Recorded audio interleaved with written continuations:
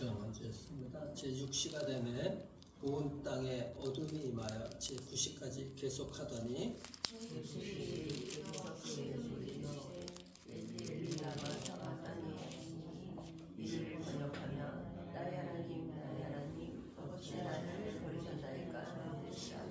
곁에 섰던 자 중 어떤 이들이 듣고 이르되 보라 엘리야를 부른다 하고 한 사람이 달려가서 해면에 신 포도주를 적시어 갈대 깨어 마시게 하고 이르되 가만히 둬라 엘리야가 와서 그를 내려주나 보자더라.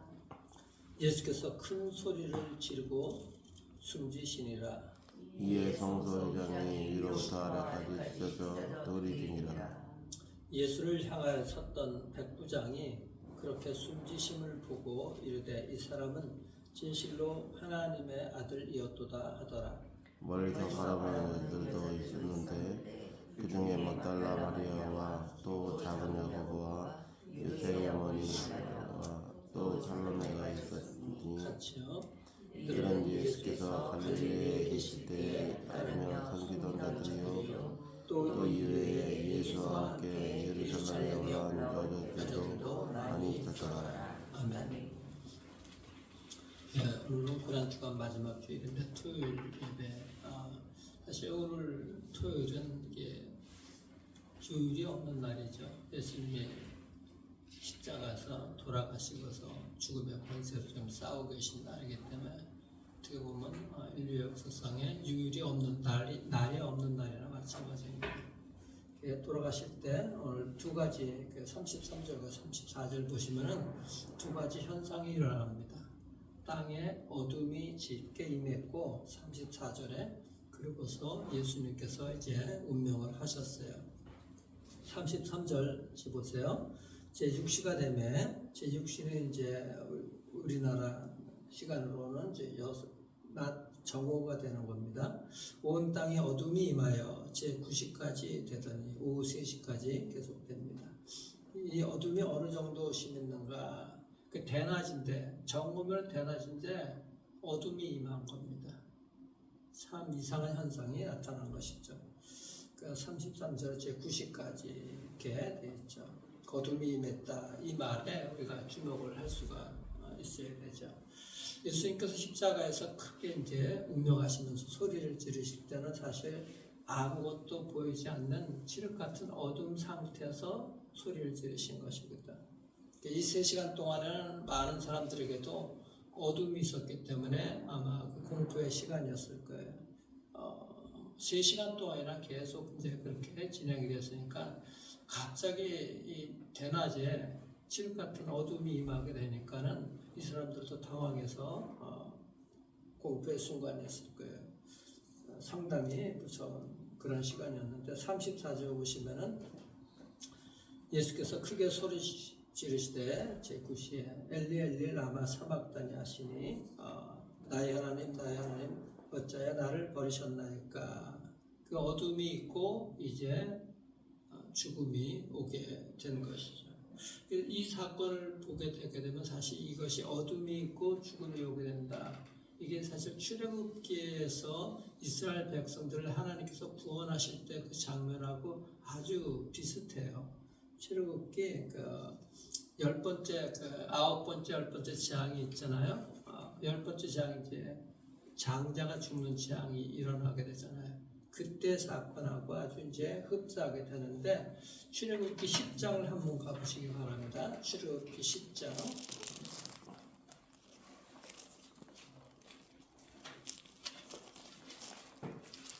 출애굽기 10장 여기 22절, 23절 보시면은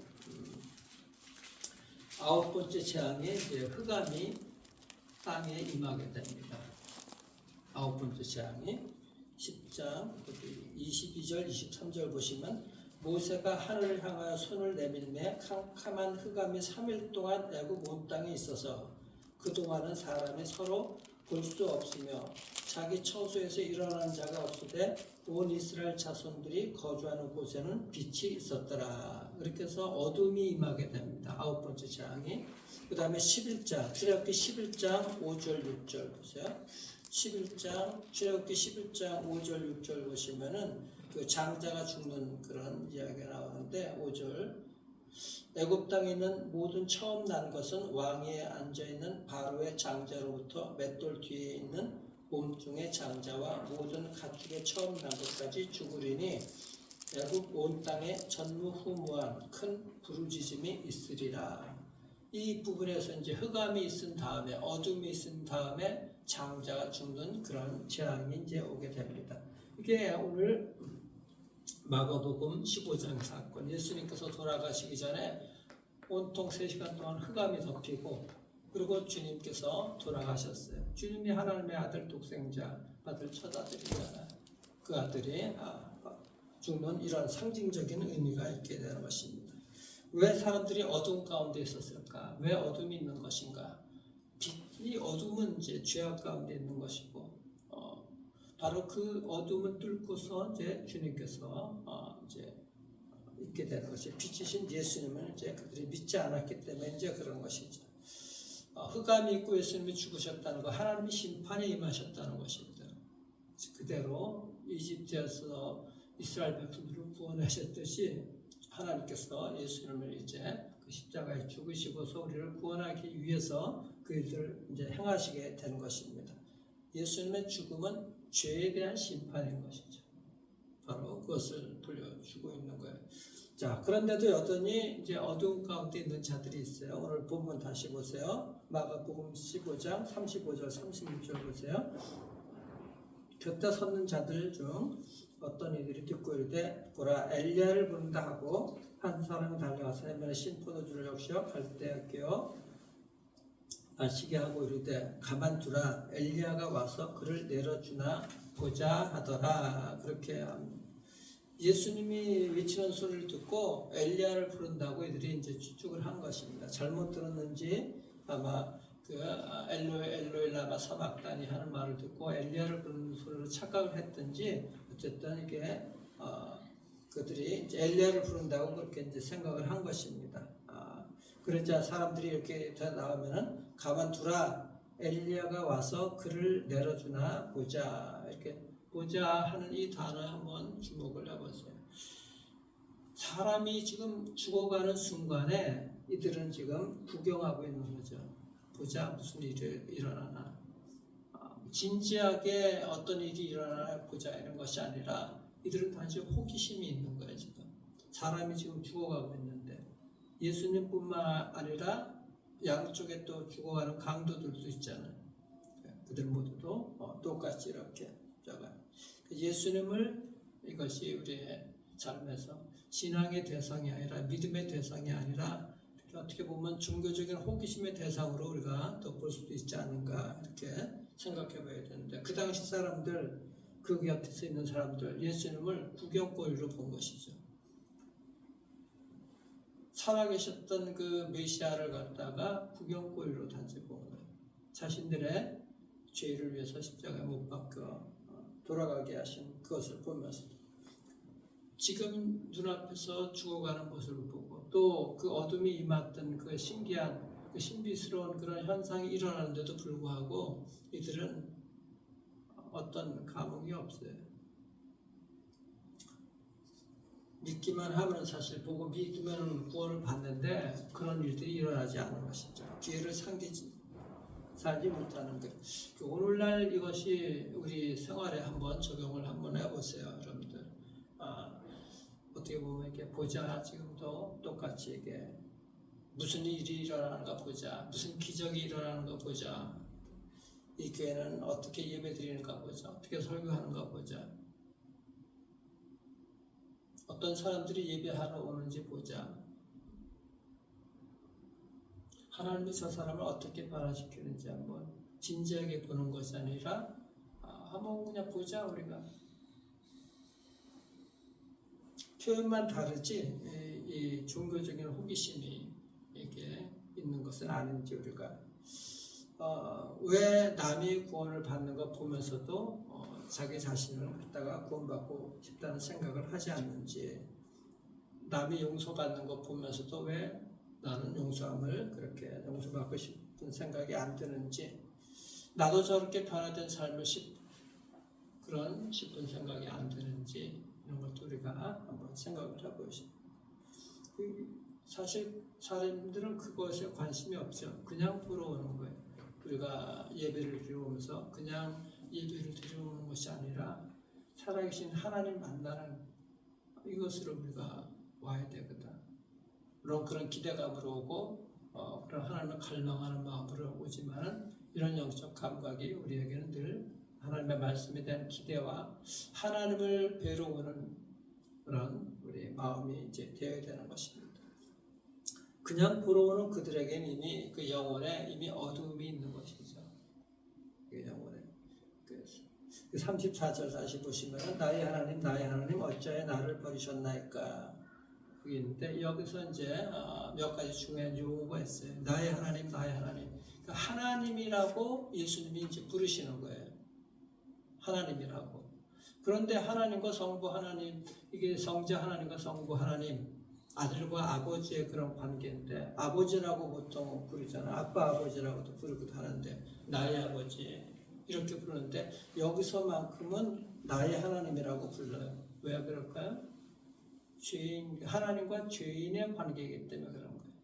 그 죽는 순간만큼은 죄인의 관계이기 때문에 십자가를 지시는 그 순간만큼은 하나님의 아들이 아니라 죄인의 모습으로 돌아가시는 것이거든. 우리 인류의 죄를 나를 위해서 십자가에 짊어지고 그 순간만큼은 하나님께 버림을 받은 거예요. 그 순간만큼은 죄인의 모습이 되었기 때문에 아버지와 자녀의 관계가 단절된 것입니다. 그래서 철저하게 하나님과 인간의 관계로 그 순간에는 돌아가시는 것이죠. 그리고 두 번째는 왜 나를 버리셨나이까 이 말씀. 하나님이 예수님을 그 죽는 순간에는 버리신 것이죠. 버림을 받은 거예요. 아버지께로. 완전히 버림을 받은 거예요. 우리도 살면서 여러분들 버림받은 경험들 뭐 적지 않아요. 모든 사람들이 다 있죠. 그런 경험들이. 가까운 가족이나 친구들, 또 사람들과의 모든 관계 속에서 이런 경험들이 아마 없지 않아 있을 거예요. 버림받았다는 것을 느낄 때는 말로 할 수가 없죠. 느낌이 들 때는. 주님이 바로 그런 버림을 받은 것인데 왜 그렇게 버림을 받았는가? 그것도 역시 우리의 죄 때문에 버림을 받으신 것이죠. 그 죄를 짊어지고 돌아가셨기 때문에 그런 것이죠. 예수님이 죄를 진 게 아니라 우리가 죄를 짊어지고 우리의 죄 때문에 그 죄를 짊어지고 가신 그런 것. 죄인은 하나님과 떨어질 수밖에 없어요. 벌어질 수밖에 없어요. 죄를 가지고는. 그 죄를 우리 주님께서 대신 짊어지고 가셨다는 것이죠. 다시 한번 여러분들 생각해 보시기를 바랍니다. 사실 이 말씀이 이제 우리가 위로가 되죠. 주님께서 그 버림을 받으셨기 때문에 우리가 버림받을 때 우리를 가장 잘 도우실 수 있는 분이 그분이시죠. 우리의 모든 것들을 갖다가 우리 100% 인간으로서 당하신 모든 고통과 아픔들을 다 아시고 계시기 때문에 우리를 가장 잘 효과적으로 잘 도울 수 있는 분이 바로 주님이시기 때문에 우리가 그것을 가지고 주님 앞으로 나아갈 수가 있게 된 것입니다. 그래서 이 결과를 얻어진 것이 무엇인가? 38절 보시면은 성소 휘장이 찢어져서 둘로 되었습니다. 이것은 여러분들 너무 잘 아시죠? 휘장이 찢어진 것. 휘장이 가벼운 얇은 천으로 된 게 아닙니다. 손바닥만큼 두꺼운 그것이 높이가 26m 정도 이렇게 되는 것이 사람의 힘으로 그것도 밑에서 찢어진 것도 아니고 위에서부터 아래로 이렇게 찢어진 거예요. 도저히 이것은 찢어질 수가 없는 것인데요. 찢으려 해도 쉽게 찢어질 수가 없어요. 그런데 그 성소 휘장이 찢어졌다는 것이죠. 그게 왜 중요한가? 지성소에는 아무나 들어갈 수 없다는 거 아시죠? 1년에 한 번, 그것도 7월 10일 좀키프스라는 이스라엘 백성들의 죄를 위해서 고백하는 그 속죄일, 그날만 대제사장이 들어가는데 그 대제사장도 출애굽기에 보면 여러분들 읽으실 때 기억나실지 모르겠어요. 발에 대제사장 발에 종을 달아서 줄을 매잖아. 근데 종소리가 걸어다니는 종소리가 안 나면은 죽은 거야. 그럼 밖에서 그 줄을 잡아당겨서 끌어내죠. 이렇게 거룩한 지성소 그곳에 혼이 이제 찢어졌으니까 보이게 되는 거예요. 하나님 앞으로 우리가 나아갈 수가 있고 하나님의 얼굴을 볼 수가 있게 된 것이죠. 나아갈 수가 있게 된 것이죠. 그래서 주님께서는 하나님과 우리 인간 사이에 막힌 담을 헐어버리셨다는 거예요.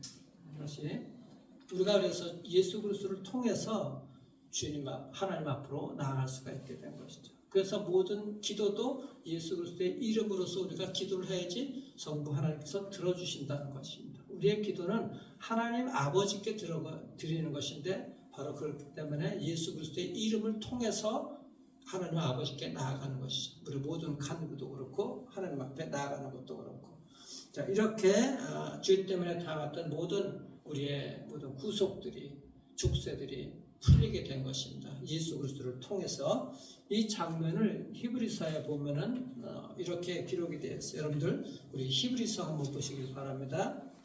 히브리서 9장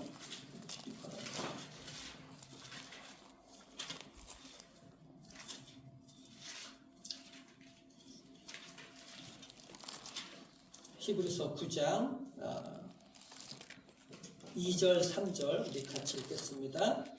예비한 첫 장막이 있고 그 안에 등잔대와 상과 진설병이 있으니 그는 성소라 일컫고 또 둘째 휘장 뒤에 있는 장막을 지성소라 일컫나니. 그리고 7절 8절 오직 둘째 장막은 대제사장이 홀로 1년에 한 번 들어가되 자기와 백성의 허물을 위하여 드리는 피 없이는 아니하나니 성령이 이로써 보이는 것은 첫 장막에서 있을 동안에는 성소에 들어가는 길이 아직 나타나지 아니한 것이니라. 그리고 히브리서 10장 19절 20절 히브리서 10장 19절 20절 같이 읽어요. 그러므로 형제들아 우리가 예수의 피를 힘입어 성소에 들어갈 담력을 얻었나니 그 길은 우리를 위하여 휘장 가운데로 열어놓으신 새로운 살 길이요 휘장은 곧 그의 육체니라. 아멘. 예수 그리스도의 육체가 찢어짐으로 말미암아 우리가 살 길을 얻은 거예요. 얼마나 감사한지. 예수 그리스도의 보혈로서 우리가 살아나게 된 것이죠. 새로운 살 길이 열린 줄 믿으시길 바랍니다. 그래서 예수 그리스도께서 십자가에서 죽으시면서 죄인들에게 길을 열어주신 것이죠. 새로운 살 길을. 주님께서 나를 그렇게 사랑해 주셨다는 것 우리가 분명하게 깨달을 수가 있어야 되는 것입니다. 이렇게 십자가를 바라보다가 구원받은 사람이 있어요. 오늘 본문 마가복음 15장 39절 보세요. 예수를 향하여 섰던 백부장이 그를 그렇게 운명하심을 보고 이르되 이 사람은 진실로 하나님의 아들이었도다. 그 많은 사람들 중에 특히 백부장은 자기 밑에 수하가 100명 되는 사람, 100명의 우두머리, 오늘날 중대장 정도 되는 사람인데 이 사람이 그렇게 예수님이 돌아가시는 그 장면을 보면서 정말 진짜로 하나님의 아들이었다고 고백해요. 백부장 정도면은 로마 군인으로서 많은 전투에 참여한 사람입니다. 전쟁 경험이 많은 사람이거든. 그 사람이 죽는 거 한두 번 본 사람이 아니에요. 죽음에 대해서 익숙한 사람인데 이렇게 죽은 사람을 본 사람이 없는 것이죠. 그 죽는 장면을 보고서 또 그 현상을 보고서 정말 하나님의 아들이었다 이렇게 얘기를 해요. 근데 영화 같은데 그 성이나 뭐 이런 대표적인 크리스찬 영화 거기 기독교 영화 보게 되거든. 이 백부장이 나오거든. 예수님 제자들하고 부활하고 나서 끝까지 쫓아다닙니다. 그리고 기록에 의하면은 이 백부장과 창으로 찔렀던 그 군인도 똑같이 나중에 순교했다고 그렇게 이제 야사의 기록이 되어 있어요. 39절 다시 보시면 백부장이 믿게 된 이유, 백부장이 그렇게 운명하심을 보고 누가 예수님이 그렇게 돌아가심을 보고 그걸 믿었다고 얘기하는 거예요. 단순한 죽음이 아니라 정말 특이한 죽음이었었다는 것이지. 특이한 죽음. 지금까지 수많은 죽음을 보았지만 예수님 같이 돌아가신 분은 없었다는 거야. 이 백부장이 볼 때. 죽음을 그렇게 많이 본 사람이 볼 때. 우리가 많은 이것을 우리가 눈으로 보지 않았지만 기록을 통해서 우리가 보는데 여러분들 믿음은 상상입니다. 내가 하나님을 어떻게 상상하고 어떻게 그 믿음을 가져오느냐. 주님께서 어떻게 나를 위해서 돌아가셨는가. 중요한 건 정말 하나님이 나를 이처럼 사랑하사 독생자 예수 그리스도를 보내주셨다는 요한복음 3장 16절 이 말씀들이 우리 마음속에 정말 와닿아야 되거든.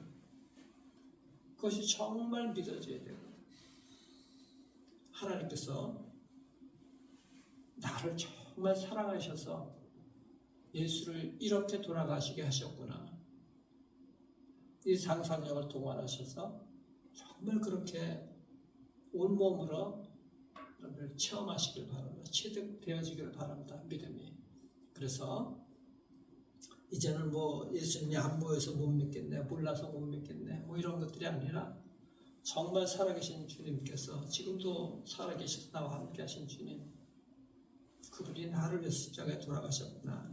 이걸 정말 믿고 내가 너를 이처럼 사랑했다. 예수 그리스도를 이렇게 죽게 만든 이처럼 사랑했다. 이 고백을 여러분들 할 수 있고 또 이 하나님께서 하신 말씀을 여러분들 들을 수 있는 그런 믿음으로써 살 길을 열어주신 이 길, 우리가 살아가는 이 길, 예수 그리스도를 따라 이 복된 인생들 살아가시기를 주님의 이름으로 축원합니다. 기도하겠습니다.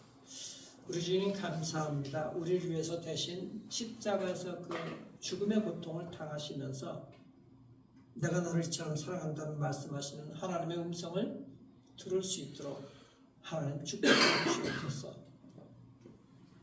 주님은 이 유일 없는 이 날 죽음의 권세와 지금 싸우고 계십니다.